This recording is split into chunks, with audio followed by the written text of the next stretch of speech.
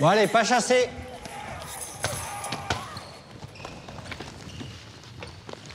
Tu regardes quoi, là? C'est une série, ça, mon frère. Oh là là, c'est gore. Moins de 16 ans, quand même. Tu sais, moi, j'ai beau savoir que c'est des effets spéciaux, ça me fait bien flipper. Ah bon? Ah ouais. Pas toi? Ouais, c'est chaud. Les images violentes, on doit les éviter, sinon il faut en parler. Vas-y, raconte. Face aux écrans, soyons vigilants. Retrouvez-nous sur jeunepublic.csa.fr.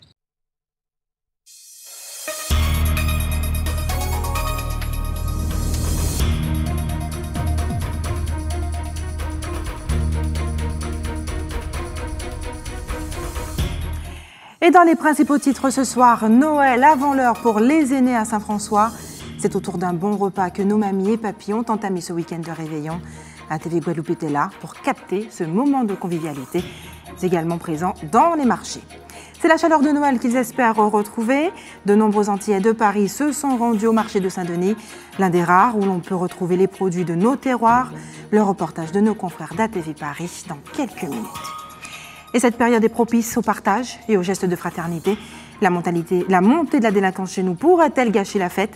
Craignez-vous d'ouvrir comme autrefois vos portes? C'est la question qu'ATV Guadeloupe vous a posée ce soir. Gavin Aimable, 17 ans seulement, est déjà champion. Le jeune Guyanais a intégré l'une des écuries les plus prestigieuses de karting. Portrait de ce prodige par nos confrères d'ATV Guyane.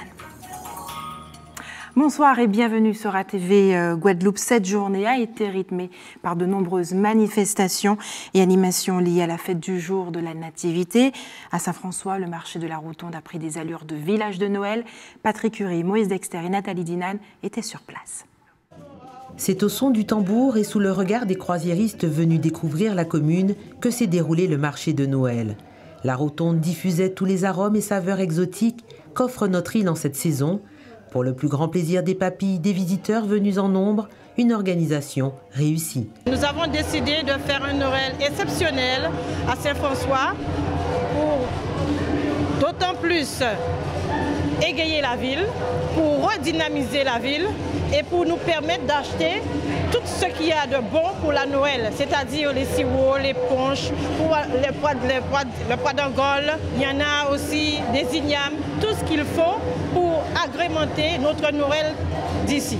Les visiteurs ont pu circuler dans les allées au gré des senteurs et des objets de décoration.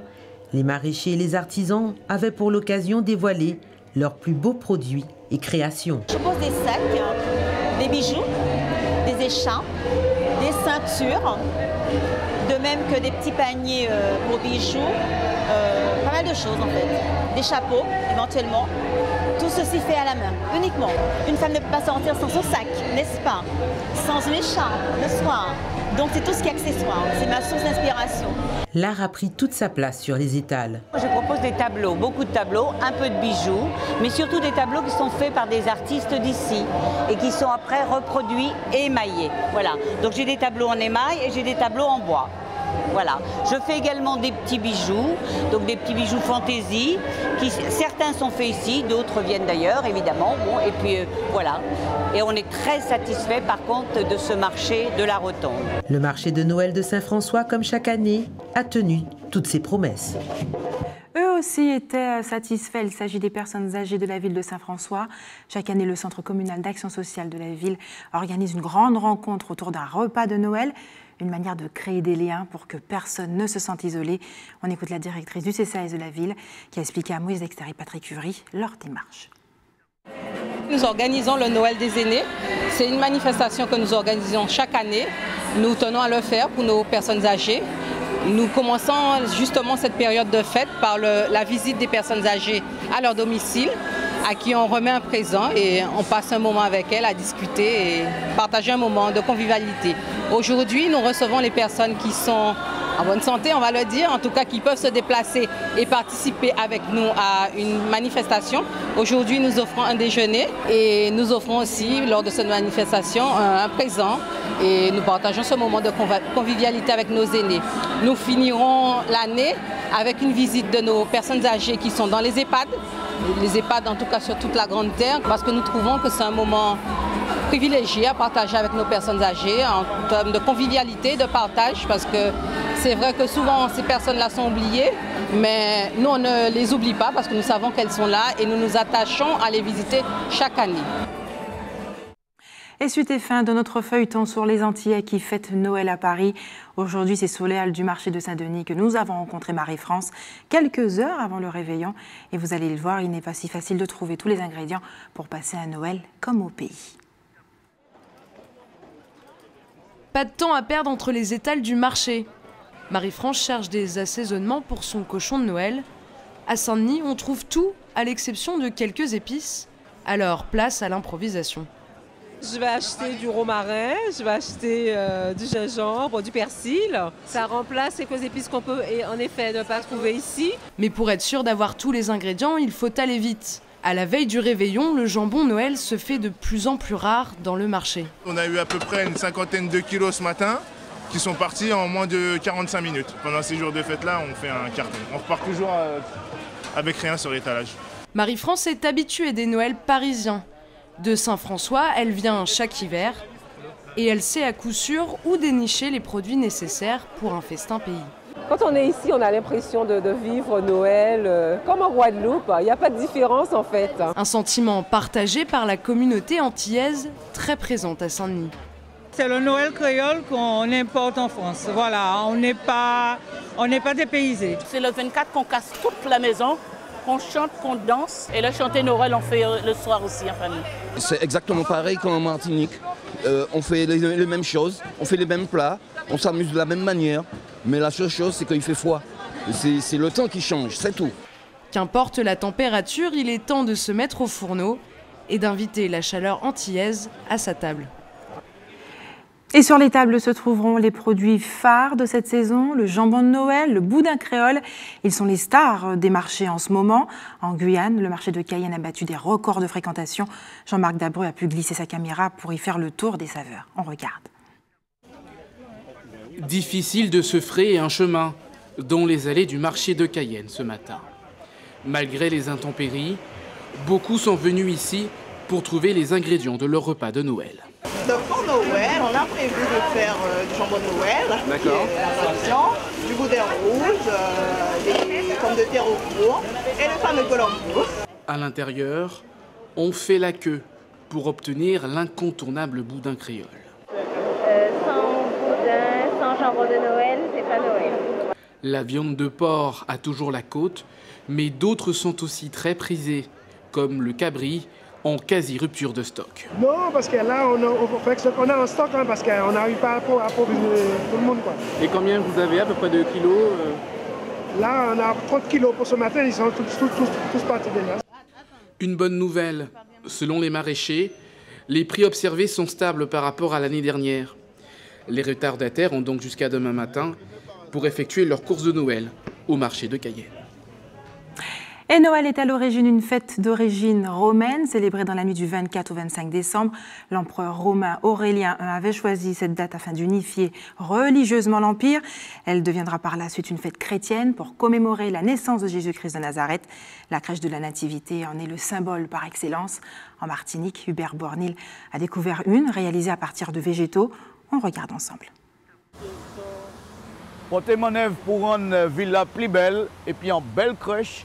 Ça, c'est le travail de toute l'équipe de Daniel Dorin. Alors, il y a Yann, Jean-Charles, Roger, toute l'équipe là qui travaille fort depuis des semaines pour porter en belleté la ville là.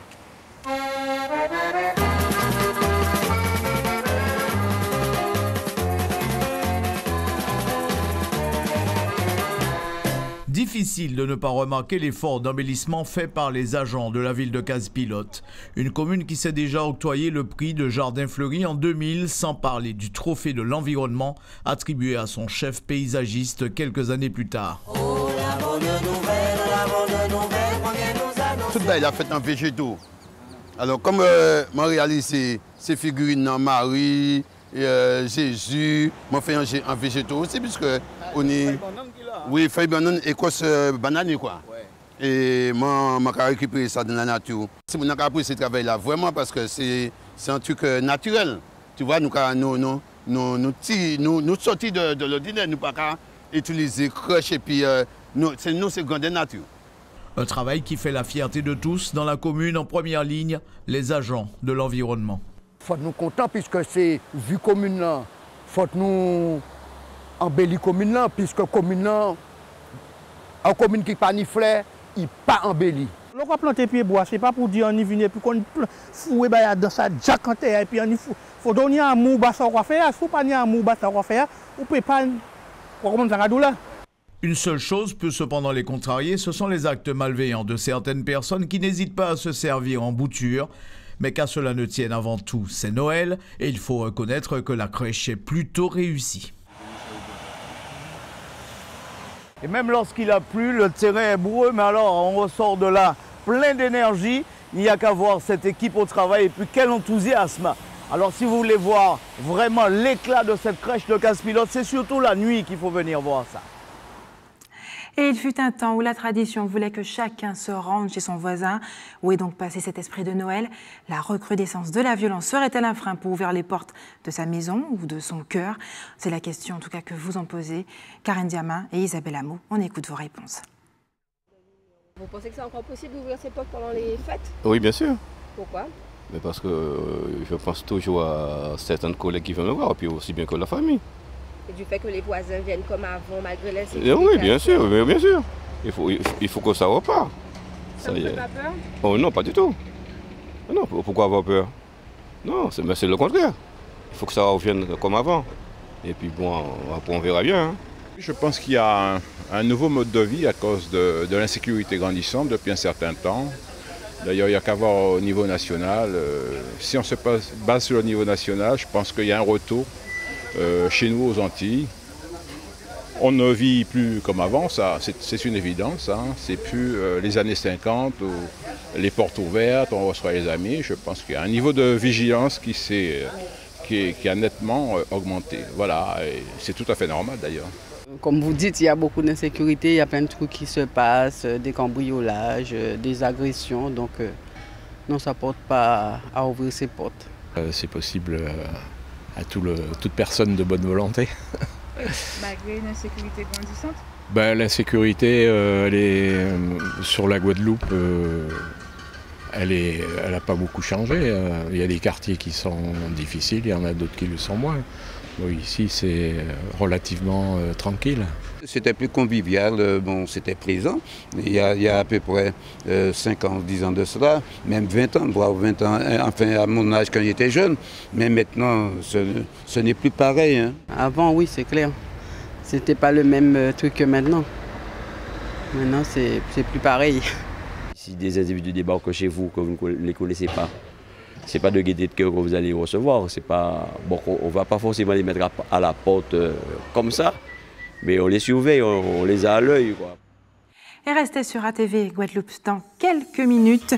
Portrait d'un as de la conduite avec Gavin Aimable, champion de karting. Et puis coup de projecteur sur l'activité du site Saint-Jean-de-Bosco avec notre invité, le directeur d'établissement qui sera avec nous. Il était au bord de l'effondrement. Le site de Saint-Jean-Bosco a retrouvé un certain élan. Plus d'une dizaine de jeunes entre 16 et 25 ans en rupture sociale et scolaire ont reçu leur attestation de fin de formation. Un passeport pour une nouvelle vie. Reportage Isabelle Hameau, Karen Diama. Après 4 mois d'accompagnement, personnel et professionnel, ces jeunes ont reçu leur attestation. Ils ont entre 16 et 25 ans et souhaitent rapidement intégrer le monde du travail. On t'apprend à connaître, à développer tes qualités. Mon projet, moi, c'est d'être chauffeur, livreur et agent magasinier. Donc, comme j'aurai ce certificat, j'irai chercher un boulot ou bien une formation. J'ai pu apprendre à connaître ce que je veux faire plus tard, vraiment mon métier professionnel. Et qu'est-ce que tu veux faire plus tard alors? Je veux me diriger vers le domaine de la pâtisserie. Le CFA Saint-Jean-Bosco enregistre 60% de sorties positives dans cette promotion. On appelle sorties positives, c'est-à-dire que ce sont des jeunes qui vont partir en emploi. Donc on a donc un CDI, vous avez donc des contrats en service civique, vous aurez des contrats d'apprentissage et d'autres qui vont partir sur de la formation. Formation professionnelle, donc contrat d'apprentissage ou bien en formation continue, dont 3 départs sur la métropole. l'école. Dans le projet, on prend en compte la personne, le jeune, dans toute sa dimension. Donc sa dimension sociale, parce que ce sont des jeunes NEET, donc on va dire qu'ils sont très éloignés de l'emploi, donc qui ont besoin d'un certain, de se redécouvrir, de savoir qui ils sont. Il faut lever les freins sociaux, notamment en termes de logement, en termes de financement. Résultat correct pour cette association qui compte encore soutenir et réintégrer les jeunes en difficulté. Et le directeur de l'association Saint-Jean-Bosco nous a rejoints sur ce plateau. Nicolas Sen, bonsoir. Bonsoir. Merci d'avoir accepté notre invitation. Tout d'abord, votre réaction. Vous avez regardé le reportage avec moi. Quelle est votre réaction en regardant ces jeunes pleins d'espoir qui ont désormais des objectifs et des projets, ce qui n'était pas le cas il y a peut-être encore 4 mois? C'est exactement ce que j'allais vous dire. Quand on voit les jeunes, on est étonné du chemin parcouru en si peu de temps et comment, en menant un projet personnalisé avec eux, on arrive à leur faire découvrir finalement ce qu'ils sont et ce qu'ils veulent être. Ils arrivent un peu prostrés, si j'ose dire, et on arrive à partir d'eux, par ce que nous mettons en place, la connaissance de soi, le travail sur le caractère, à faire advenir finalement ou confirmer ce qu'ils avaient deviné de ce que devait être leur vie. Alors cette école, qui est une institution à Guadeloupe, a considérablement changé. Elle a complètement rompu avec les méthodes anciennes, c'était l'école de la sévérité. Aujourd'hui, elle l'a dit dans le reportage, on veut prendre en compte le jeune dans sa globalité. Concrètement, qu'est-ce que ça veut dire ? Eh bien, je crois que d'abord, vous avez raison, chaque Guadeloupéen sait ce que la Guadeloupe doit à Saint-Jean-Bosco. Mais aujourd'hui, les jeunes d'il y a 40 ans ne sont pas les mêmes, les parents non plus d'ailleurs, et les méthodes d'éducation encore moins. Donc c'était un temps donné.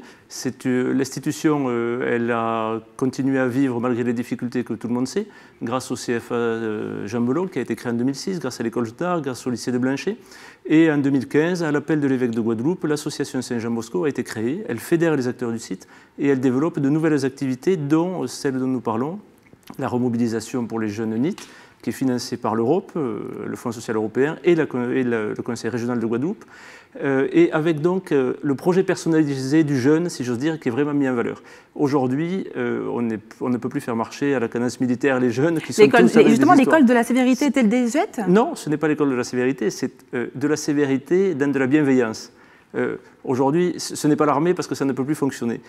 On est d'abord, on pourrait dire, et c'est opportun que je sois là veille de Noël, on est à la fois dans l'humilité et à la fois dans l'espérance. C'est l'humilité parce que le parcours des jeunes, il est compliqué et il faut le prendre, nous, sans jugement, mais quand on prend des jeunes NEET, comme le disait la coordinatrice Sabrina Adam, ils sont très éloignés de l'emploi, avec beaucoup de difficultés, c'est pour ça qu'on a développé un internat, pour les accueillir sur place et leur permettre, dans la semaine, de vraiment progresser, un transport, parce que c'est compliqué le transport en Guadeloupe. Et donc, on les prend dans leur globalité, c'est pas pour ça qu'on n'a pas des règles, mais on les prend dans leur histoire, dans leur chemin, alors que peut-être auparavant, on les faisait un peu rentrer dans un moule. Et la deuxième chose, c'est l'espérance, l'humilité d'une part, et l'espérance, parce qu'on voit aujourd'hui, à la sortie de ces jeunes, qu'il y a des choses extraordinaires qui se sont passées, et prendre un jeune qui est sans emploi, sans formation il y a 4 mois, et l'amener à signer un CDI demain, je crois que c'est vraiment le signe qu'on ne peut pas désespérer de la jeunesse guadeloupéenne. Justement, que se passe-t-il au niveau des programmes? Parce que vous sont formés en quoi? 4 mois? Alors, 4 mois, il y a un premier mois de découverte et de connaissance de soi. Et là, on travaille beaucoup sur la caractériologie, sur leurs aptitudes, sur voilà, beaucoup d'écoute. Parce que le plus souvent, ce sont des jeunes qui sont majoritairement assez blessés par la vie. Donc il faut que vraiment ce qui est au plus profond d'eux-mêmes sorte pour permettre de l'évacuer et de le traiter. Et puis ensuite, il y a 2 mois qui sont j'oserais dire, de la remobilisation, mais de la remise à niveau un peu, mais aussi des défis sportifs. C'est pas une table et un stylo, Saint-Jean-Bosco. C'est des activités, on fait de l'équitation, on fait de la voile, on fait des choses qui nous permettent de prendre connaissance de nos capacités, si j'ose dire. On ne se remet pas en situation d'échec dans une classe. Et puis ensuite, pendant ce temps, on travaille aussi sur son projet. Et le dernier mois, il est vraiment plus sur les stages, sur la découverte du métier qu'on veut faire et sur la concrétisation d'un projet de formation. Alors parfois sur le site, parce qu'il y en a qui veulent rentrer dans des formations que développe par exemple le CFA Saint-Jean-Belot ou le lycée professionnel de Blanchet, mais aussi l'URMA, mais aussi un contrat civique. Voilà. On est vraiment là pour permettre à chacun de s'épanouir et de trouver ce qu'il veut faire. Et comment ça se passe au niveau des jeunes? Lorsqu'ils sortent justement de ce cycle de formation, comment ils évoluent au niveau de leur état d'esprit? Sont-ils beaucoup plus confiants? Ont-ils foi en la société, par exemple? Je crois que dans le reportage, c'était clair. Quand on voit, j'étais étonné, quand on voit ce qu'ils disent eux-mêmes, je crois que c'est revenu à plusieurs reprises, confiance, connaissance, espérance, il y en a un qui a dit, on est là pour nous redonner espoir. Je ne sais pas s'ils ont plus foi, mais en tout cas, ce qui est certain, c'est qu'ils ont plus foi en eux. Et ils sont armés avec cette confiance qu'on a un peu décuplée pour affronter, mais parfois des choses un peu compliquées. Mais en tout cas, le fait eux-mêmes d'avoir pris conscience de leurs atouts, ça permet d'avancer. Justement, c'était la 3e session. Donc, quel est le suivi? Que deviennent ces jeunes après? Alors, ils sont là 4 mois. Ensuite, on a un accompagnement où ils ne sont pas présents sur le site. Mais on les accompagne pendant 2-3 mois, voire 4, voire plus. Il y a des jeunes qui étaient en session 1 il y a 1 an qui reviennent encore nous demander des conseils. Donc, on continue. On est en train de mettre en place un suivi sur 1 an pour la première session pour voir réellement où en sont-ils derrière. Mais on ne les abandonne pas. Parce que le but, sinon, ils peuvent retomber dans un système d'insertion. Ce qu'on veut, c'est les accompagner tout au long. Alors, il y a des succès, il y a des échecs, bien sûr, parce que le démon travaille toujours. Mais voilà, on essaie de ne pas les laisser dans la nature, en tout cas. Y a-t-il d'autres sessions prévues, justement, dans les mois à venir? Prochaine session, rentrée le 9 janvier. Donc, les inscriptions sont déjà ouvertes. Il y a des sélections, parce qu'on ne prend pas non plus tout le monde. Il faut vraiment avoir la volonté de changer. Tout le monde peut s'inscrire. Mais il y a aussi une semaine d'intégration. Et au bout de la semaine, il faut s'engager, signer un contrat, en disant oui, je veux venir et oui, je veux évoluer.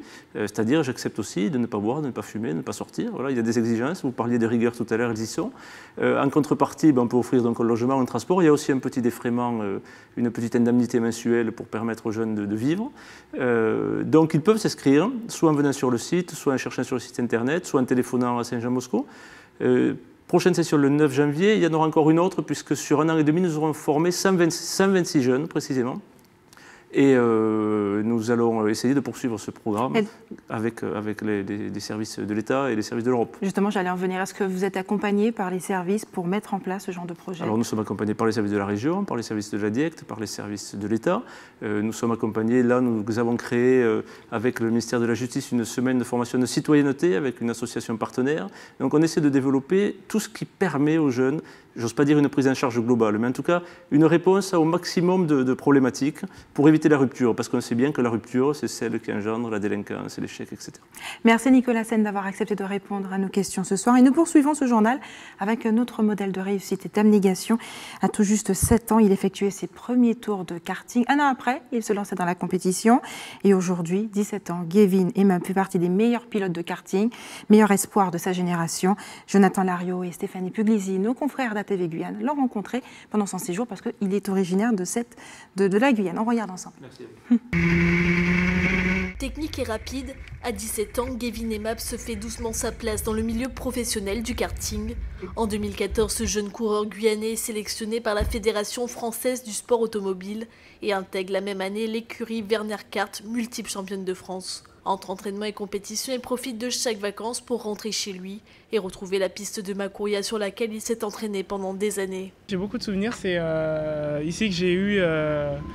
J'ai eu beaucoup d'amis, j'ai eu un coach qui appartient à ce kart d'ailleurs, qui me le prête quand je reviens. Et je me suis fait beaucoup d'amis en pilote. J'ai eu, on va dire, beaucoup de chance et aussi j'ai beaucoup travaillé pendant mes 4 ans ici. Donc je suis super content d'avoir réussi. Le kart, Gavin le découvre très jeune. À l'âge de 7 ans, il commence en loisir et moins d'1 an après, il se lance dans les compétitions et décide d'en faire son métier. Alors le kart, pour moi, ça représente un sport à la fois technique comme risqué. Plus je montais en catégorie, plus je me sentais à l'aise, j'adorais ça. Et c'est à ce moment-là que j'ai décidé que ça serait mon métier. Et même en vacances, le travail continue avec son ancien entraîneur de Guyane qui a tout de suite cru en lui. Dès que j'ai vu rouler Gavin dans une catégorie inférieure, j'ai senti que c'est un garçon qui avait du potentiel. Et j'ai, en accord avec son père, j'ai demandé pour pouvoir l'entraîner, le faire rouler. Donc on a roulé pas mal ensemble. Et dès qu'il vient ici, on travaille. Et j'ai remarqué qu'il a énormément progressé et il a vraiment un potentiel énorme. Il a acquis beaucoup de maturité, beaucoup de maturité malgré son jeune âge. Il est tout seul en métropole et c'est difficile pour lui, mais je suis vraiment fier de lui. Une réussite qui demande beaucoup d'investissement et de sacrifices pour lui, mais aussi pour sa famille. C'est extrêmement difficile parce qu'on ne fait pas des enfants pour qu'ils partent, on fait des enfants pour qu'on puisse les accompagner le plus longtemps possible. Et je suis très fier, il se bat au quotidien, c'est très difficile. Mais voilà, mais je suis convaincu qu'il va y arriver parce que voilà, il a ce plus que n'ont peut-être pas les autres, c'est-à-dire qu'il est loin, il se bat pour sa famille, se bat pour son pays, pour sa région. Après les fêtes de fin d'année, Gavin rentrera en France pour de nouvelles compétitions avec une seule idée en tête, être le meilleur. Et vous pourrez entonner des chants de Noël ce soir si vous êtes du côté de Jarry. Un chant de Noël sera organisé par Vim et Kassika. ce soir dans le cadre de Jarry en fête. Et enfin, l'équipe de l'établissement français du sang ne vous oublie pas et vous donne rendez-vous demain au parking de Super U et Saint-Jules à Pointe-à-Pitre de 8h30 à 13h. Et enfin, si vous êtes témoin d'un événement, n'hésitez pas à nous contacter au 0 590 60 11 2 fois ou à nous envoyer vos images ou communiquer à redactionatv@atv.gp. Et c'est la fin de notre édition locale et régionale. On se retrouve dans un court instant avant de retrouver Eddy Planté pour Questions directes.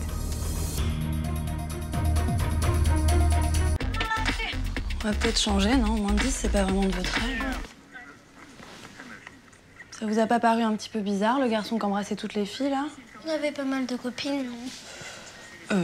Ouais, tu te laisserais, toi, attraper par les cheveux comme il faisait? Bah non, jamais de la vie. Je sais pas, tous les garçons qui applaudissent autour, c'est franchement... Au secours. Les images choquantes, on doit les éviter, sinon il faut en parler. Pourquoi, à ton avis ? Face aux écrans, soyons vigilants. Retrouvez-nous sur jeunepublic.csa.fr.